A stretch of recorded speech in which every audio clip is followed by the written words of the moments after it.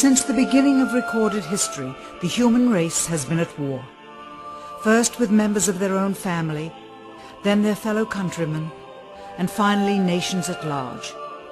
Yet perhaps the starting ground for all these conflicts lays somewhere deeper, within the very character of the human condition, in the dark, untouchable crevices of the human heart.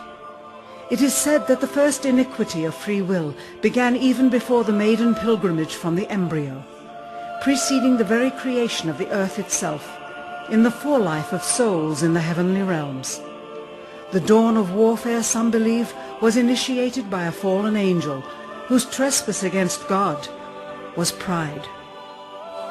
In ancient Babylonia, in an age so long ago that the exact millennium remains in question, the Tower of Babel began construction. It was to be the single greatest achievement of the human race. A tower so tall that its summit would reach the heavens, and by it prove to the world that their race was superior. It would be God's irony that it would never be finished.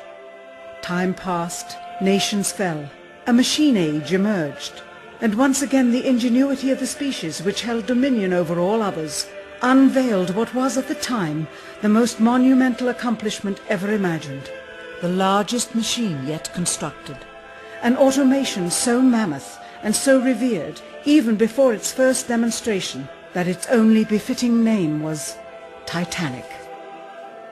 On April 10th, 1912, it set sail. It was boasted to be the ship that God himself could not sink. It would be God's irony that the very element that was meant to keep it afloat would cause it to sink. Water, frozen water, in the form of an iceberg. Not even one voyage did it complete. And then the next age embarked into the annals of human history, perhaps the last age, the space age.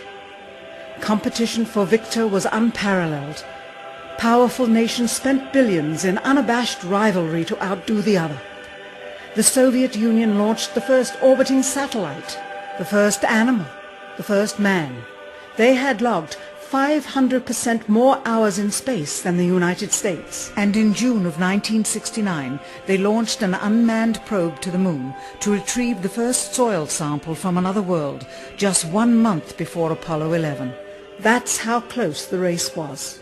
Had their unmanned probe not crash-landed into the lunar surface, the first moon rock brought back to Earth would have been by the Soviet Union. Richard Nixon, president at the time, had this to say about the latest work of the human hand. It is the greatest week since creation, the greatest event since the laying of the foundation of the seas, since the origin of the universe itself, since the design and formation of the delicate human eye through which all these things are perceived, was a flying machine with its 2 passengers landing on its closest celestial neighbor and returning from where it came. Perhaps again God's irony lies somewhere within this great boast of humankind. The building of the tallest tower for the sole purpose of standing out among the races was never finished. The machine that was so great that it was said to be untouchable by even God never completed its first voyage. And finally, the crowning achievement of humankind, the greatest boast of the species, the event in human history most associated with pride in our own accomplishments, landing on the moon. 20 years later, and years behind schedule, the same space program couldn't put into Earth orbit a telescope with a lens that focused. And yet 2 decades earlier, a mission 100 times more complicated worked on its first occasion. With close scrutiny of the motives of the zealous Nixon administration, a critical examination of the entirely government-controlled press coverage, and newly discovered footage of the crew of Apollo 11 staging part of their mission, we wish to detail what may come to be the greatest government conspiracy of all time. A funny thing happened on the way to the moon.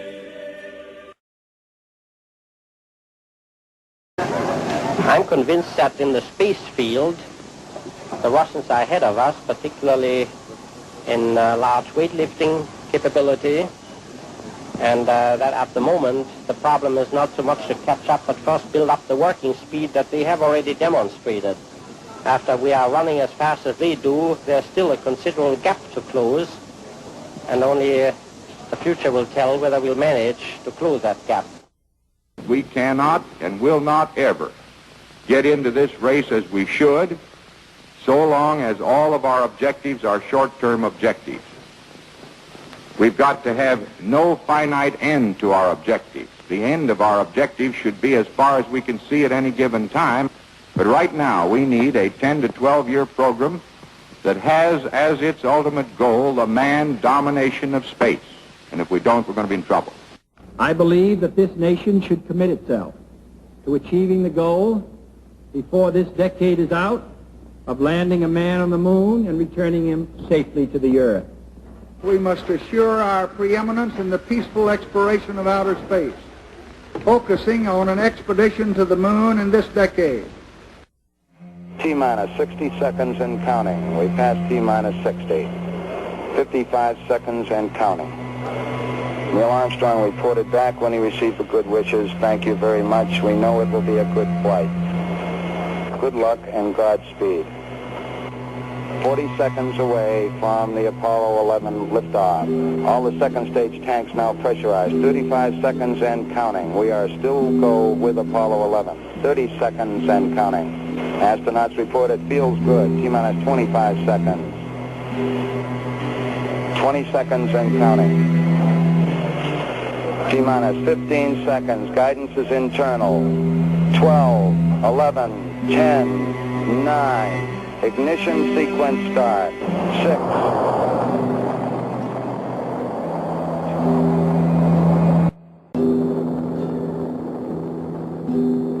Unbeknownst to the citizenry, high above the Earth, beginning at an altitude of 1,000 miles and extending an additional 25,000 miles, lay lethal bands of radiation called the Van Allen radiation belts. Every space mission in history with humans on board, from both the United States and Soviet Union, from the first in 1961 to the present, has been well below this deadly radiation field. Mercury, Gemini, Soyuz, Skylab, the Space Shuttle, all maintained altitudes well below 1,000 miles. All except Apollo. The more experienced Soviets spent 100 hours in space for every 20 hours of the US. In order to survive the hour-and-a-half journey through this radiation field necessary to reach the moon and return, solid lead shielding between the astronauts and the exposure outside would be required. The mammoth Saturn V rocket used by Apollo was already 35 stories tall and weighed as much as a battleship. To add additional tonnage in the form of a lead barrier completely surrounding the crew members would have made it impossible for the vehicle to get off the ground. That is why the Soviets, though more advanced, only sent an unmanned probe to the moon. The Apollo spacecraft's narrowest shielding was less than 1/8 of an inch of light aluminum. In 1998, the Space Shuttle flew to an altitude of 350 miles, one of its highest altitudes ever, hundreds of miles below the beginning of a field of radiation that was so severe that the astronauts inside of their shielded spacecraft and inside of their shielded spacesuits saw flashes of light with their eyes shut that they described as shooting stars, due to radiation penetrating first the shuttle's shielding, then their spacesuit shielding, then their skulls, and finally the retinas of their closed eyes. As a result, CNN issued the following report noting NASA's unpredicted surprise.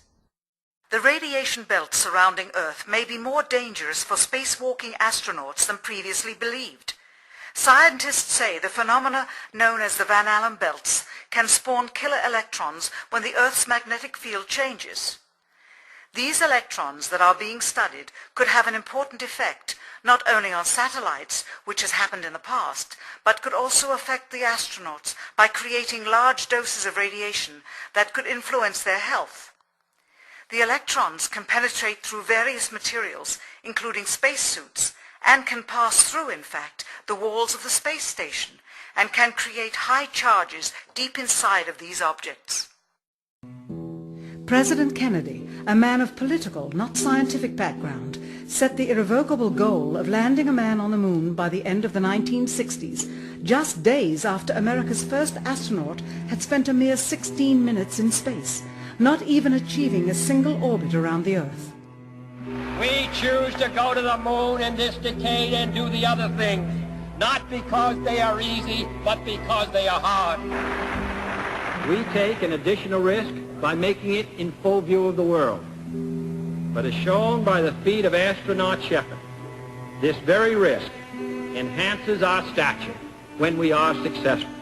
The technology necessary to launch the massive Saturn V rocket and an intercontinental ballistic missile is 95% similar. When the Soviet Union launched mankind's first satellite, Sputnik, in 1957, there was grave concern that they had mastered space ahead of the United States and might use this advantage to launch a first nuclear strike from an orbit high above North America. When they also put the first animal in space, then the first man in space, then achieved the first spacewalk, the first crew of 3, and the first ever of 2 simultaneously orbiting spacecrafts, concern turned to fear and then horror as America watched their communist enemy achieve all these firsts with no hope in sight of ever catching up. President, a member of Congress said today that he was tired of seeing the United States second to Russia in the space field. I suppose he speaks for a lot of others. What is the prospect that we will catch up with Russia and perhaps surpass Russia in this field? However tired anybody may be, and no one is more tired than I am, it is a fact that it's going to take some time, and I think we have to recognize it. They secured these large boosters, which have led to their being first in Sputnik and led to their first putting their man in space. We are, I hope, going to be able to carry out our efforts with due regard to the problem of the life of the man involved this year.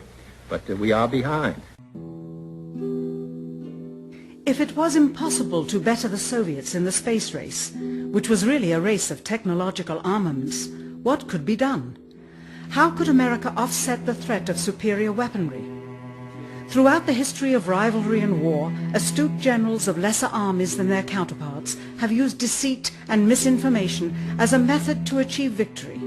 In World War II, for example, columns of inflatable tanks were placed at locations afar from Normandy to draw German forces away from the real location of invasion. The Star Wars missile defense program rigged tests to make it seem more advanced than it really was. That's the conclusion of the General Accounting Office. The aim was to fool the Soviet Union about US military readiness during the Cold War.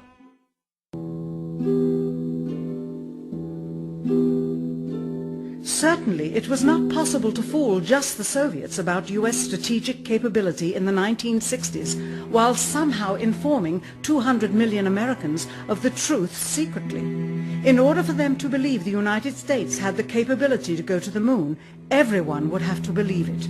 Furthermore, the pride of a nation was at stake, and the goal of a martyr, not to mention the growing unrest domestically of a government throwing tens of thousands of lives away in a foreign war riddled with contradiction and ambiguity. In addition, the Apollo program had already spent billions of dollars. If it failed to achieve its goal with such an investment, it would indeed be a large and bitter pill for the taxpayers to swallow. The cost of the program, whose sole goal was to be the first to plant a flag on the lifeless rock just outside the Earth, if adjusted for inflation to the 21st century, was $135 billion. With a profit margin of just 7%, this would be equal to over $9 billion profit going to the privileged contractors chosen by their friends at NASA. If the machinery was in fact only achieving Earth orbit, as other earlier missions had already done, then the completion and functionality of the other components would not have been as important, and even more profit would have been made. $135 billion could feed 2 million people for their entire lives. It could also buy 2 million two-bedroom houses. Yet how could such an undertaking be kept secret, and for such a long time? To the latter, One needs only to remember that an unsolved riddle 6 years older, the assassination of President Kennedy, still daunts the minds of the vast majority of Americans. As a parent of a conspiracy, as his assassin being assassinated himself, the truth of the matter has still escaped history. In keeping a secret of the magnitude of the Apollo missions being fraudulently created, one turns to the Manhattan Project for comparison. Surreptitiously building the first nuclear bomb during the early to mid-1940s involved 129,500 people over a 3-year period. Yet the secret did not get out. A quarter century later, the art and technology of espionage inevitably improved, narrowing dramatically the number of players in the know of a large clandestine operation. Just 1 year before the first mission to the moon, NASA launched the Tetra satellite, specifically designed to simulate flight data coming from the moon, so that the ground crews could rehearse the landing, much as the astronauts did in their own simulations. Had it not supposedly fallen back to Earth, all that would have been needed during the actual flight would be a repeat of one of these computer programs, with a few original variations, transmitted to the satellite for rebroadcast to Houston. Scores of computers and their deceived operators on the ground would then receive prearranged information, including the alleged location, altitude and fuel consumption of the spacecraft, as if it were descending to the moon's surface. If the Soviets tried to find the actual location of an Apollo crew in the hundreds of thousands of miles surrounding the Earth and the moon, it would be tantamount to trying to find a rowboat in the Atlantic Ocean. The fact that the Apollo program was so departmentalized, with various construction and test sites around the country, meant that only a few people saw the whole picture. And for the first time ever, there was no independent press coverage of such an historical event. Whatever pictures and sound were distributed to the public were strictly controlled and previewed by the federal government. They were then disseminated unchecked until this hour. For who would realize that the unthinkable was not only possible, but absolutely true?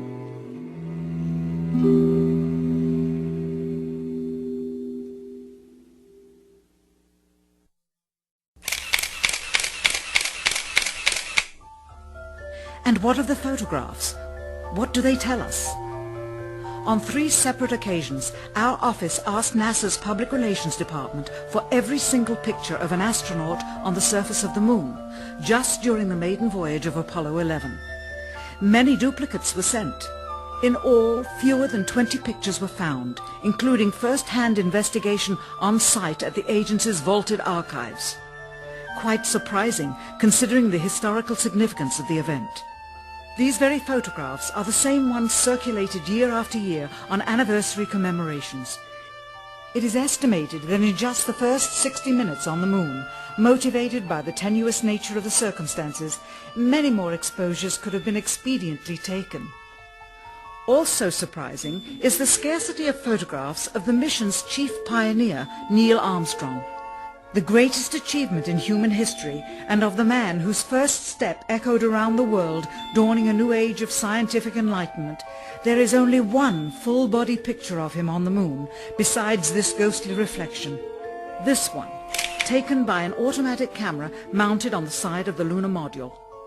Perhaps he feared liability should the whole conundrum later become unraveled. Perhaps he has forgotten that he attested to the authenticity of the event with his signature on this plaque engraved by the federal government. In fact, in the more than 30 years since the event, aside from NASA's initial press conference and the occasional brief anniversary remarks where few questions were permitted, he has never given one on-camera interview to anyone, ever. From an analytical standpoint, photographic anomalies have to be sought out with an understanding of lighting and shadows. The most straightforward is simple.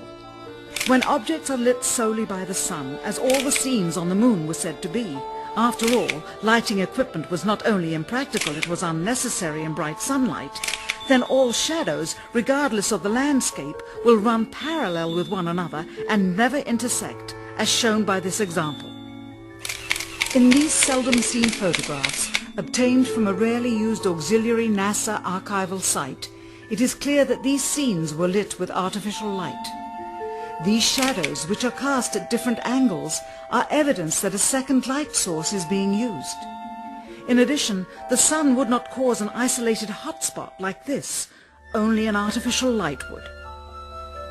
Again, intersecting shadows and another hotspot. And again. And again.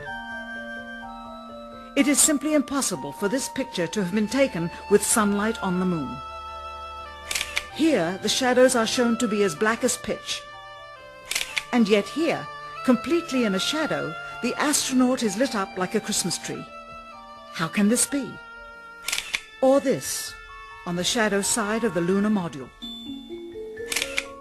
In this magnification of an Apollo photograph, a rock, very likely a papier-mâché prop because of the crease here, is categorized with the letter C. In later releases of the same picture, the letter is gone, probably airbrushed out. Here a crosshair, which was burned directly into the image from the film plate and thus should always appear on top of the objects in the photograph, appears behind the object in this scene, clearly revealing a composite of two pictures into one. Someone apparently forgot to create a burn crater underneath the lunar module's 10,000-pound thrust engine, despite the fact that during ground tests there was a real concern for the vehicle falling into the hole the engine created as it descended. Here is a Norman Rockwell depiction drawn just 2 years earlier based on the latest specifications and scientific data. In these enlargements, it looks as though the lunar module was simply placed there. Not even one speck of moon dust on the landing pod. As a result, all subsequent flights had to have the same discrepancy, which was explained away by the effect of no atmosphere. And what about stars? On the moon, with no atmosphere, they must have been quite a sight to behold. Yet there is seldom any mention of them, if ever, by any of the astronauts on any of the missions. Undoubtedly, creating a mural with all the constellations properly placed in the sky would have been virtually impossible to create accurately, much less realistically. A competent amateur astronomer would have been able to call attention to the slightest error in measurement. The answer? Not to talk about the stars. Ever. In their post-flight press conference, it was the only question to which Neil Armstrong responded with an absence of memory. When you looked up at the sky, could you actually see the stars and the solar corona in spite of the glare? We were never able to see stars from the lunar surface or on the daylight side of the moon by eye without looking through the optics. I don't recall during the period of time that we were photographing the solar corona what stars we could see. I don't remember seeing any. Years later, though, Michael Collins would remember seeing the elusive stars and wrote about them in Expeditions to the Moon. It seems his memory improved the older he got. Why don't stars appear in any of the photographs? Simply because the proper, mostly closed exposure setting for the camera's iris, set that way to compensate for the bright sunlight on the moon's surface, completely diminished the faintness of relatively distant specks of diminutive light. This answer is true. It does not, however, explain why they never took any pictures of the stars by themselves, with an exposure setting perfect for them. While they took 3 automobiles to the moon, they never took a photographic telescope. Had they done so, they would have been able to see farther into the universe than had ever before been realized.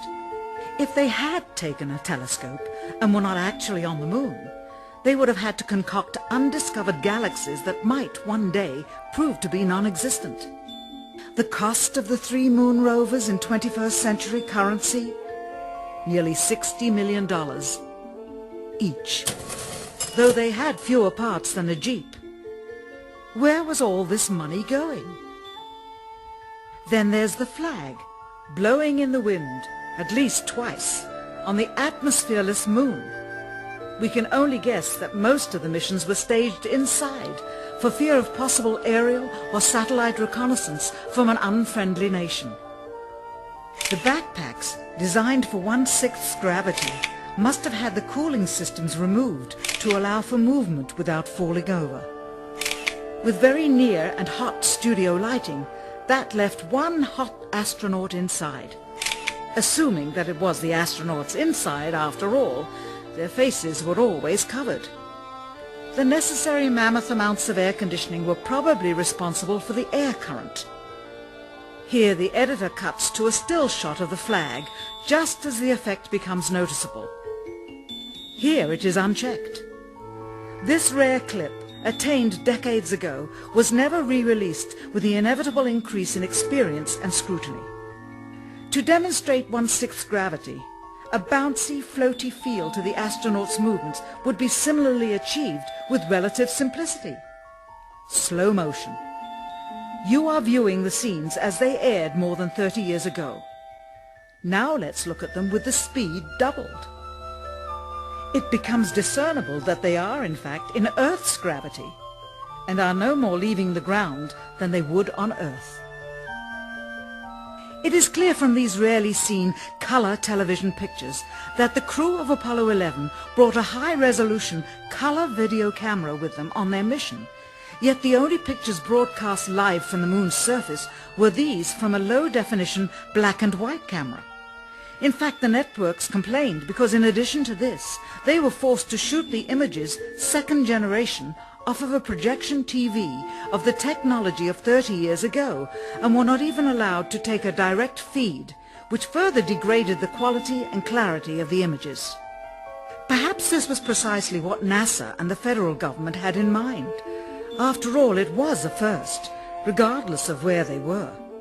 Better to open up their debut mission with fuzzy pictures and numerous blackouts, rather than show too much revealing detail of a false scene that was yet unproven.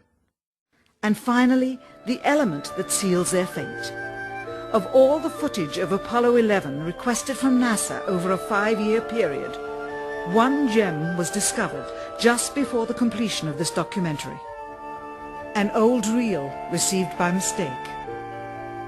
It contains the raw or unedited footage of the crew of Apollo 11, Michael Collins, Edwin Aldrin Jr. and Neil Armstrong, staging part of their mission for nearly an hour in living color, with exceptionally clear behind-the-scenes audio of conversations discussing the techniques used to achieve a disingenuous picture depicting the Earth at a distance, in order to falsely demonstrate their far journey from it and their ability to survive passing through the Van Allen radiation belts. It cannot be misconstrued that this staging was done for some other reason prior to the mission, for the reel itself is slated and dated July 18th, 19th and 20th, 1969, the very days of the mission when they were said to be approaching and achieving lunar orbit. Furthermore, it is apparent they are in genuine zero gravity aboard the actual spacecraft, necessary to convince the mass media of their authenticity, just not any further than Earth orbit, as you will see. In this never-before-seen or heard footage, not only is the radio conversation between the astronauts and Houston Control audible, there is a secondary, private conversation taking place between the crew and a third confidential party, prompting the astronauts with what to say, when to speak, and how to effectively manipulate the camera to achieve the desired misleading effect. NASA claims that the Houston transmissions were the only ones taking place with the astronauts. Listen now as Houston Control initiates a conversation with the crew, only to find them too preoccupied with the behind-the-scenes trickery to respond. Moments pass and the oversight is picked up on by the clandestine third party, who quickly prompts them with talk. Immediately, Neil Armstrong speaks. Hello, Apollo 11. Houston, Goldstone says that the TV looks great. Over.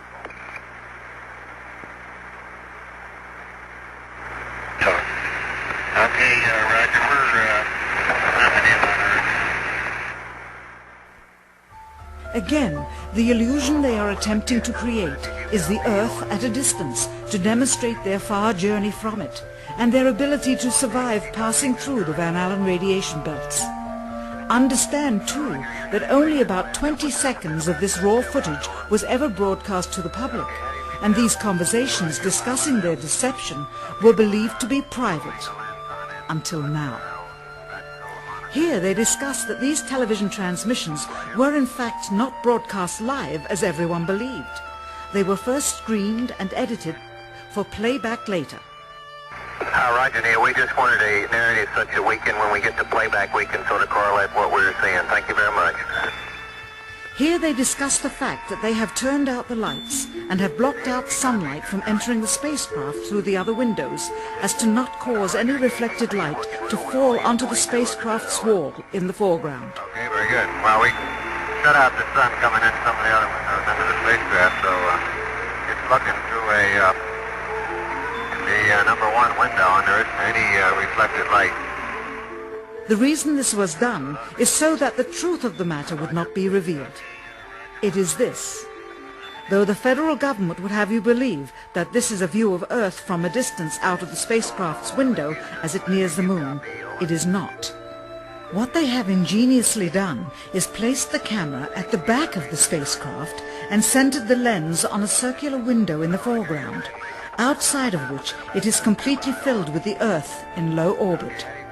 The circumference of the window then appears to be the diameter of the Earth at a distance, with the darkened walls of the spacecraft appearing to be the blackness of space around it. That is why they wanted the interior dark and blocked out the sun from entering through the other windows.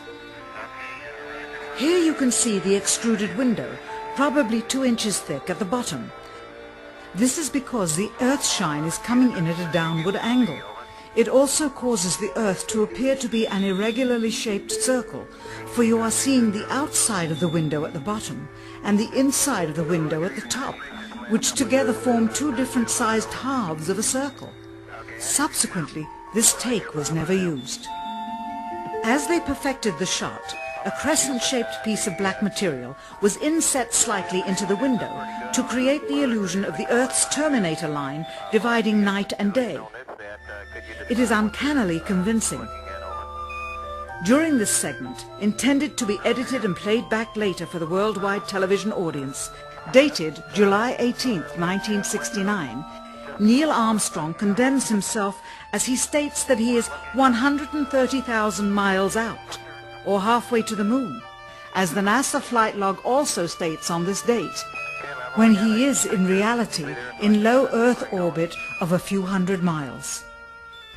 Roger, Houston, Apollo 11. Calling in from about 130,000 miles out.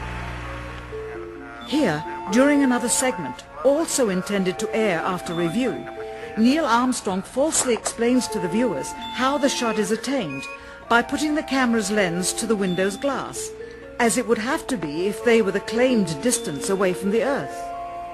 We only have one window that has a view of the Earth, and it's filled up with the TV camera. If the window was completely filled up with a TV camera, as he stated, then an astronaut's arm would not be able to get between the camera and the window, as it obviously does here in this outtake.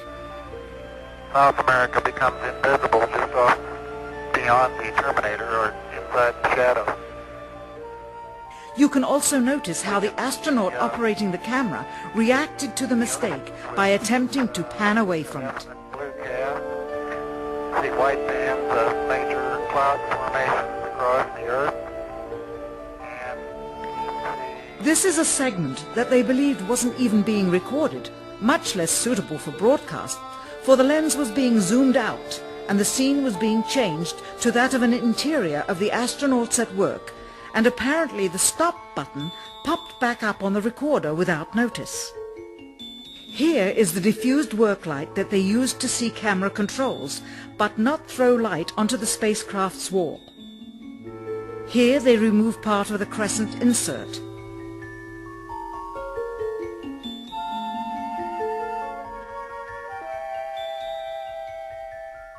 Finally, the iris is opened up and you can see the real location of the camera and the very bright and near Earth out the window.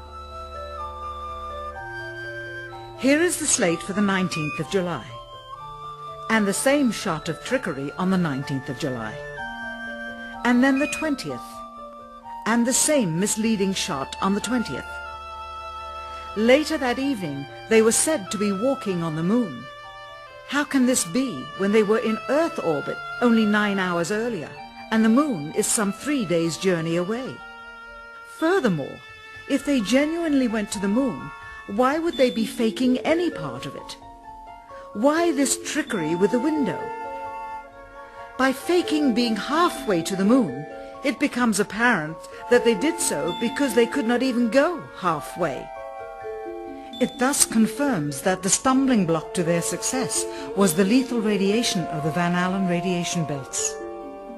Since the same equipment was used on the subsequent missions in the 40 months that followed, none of them could have gone to the moon.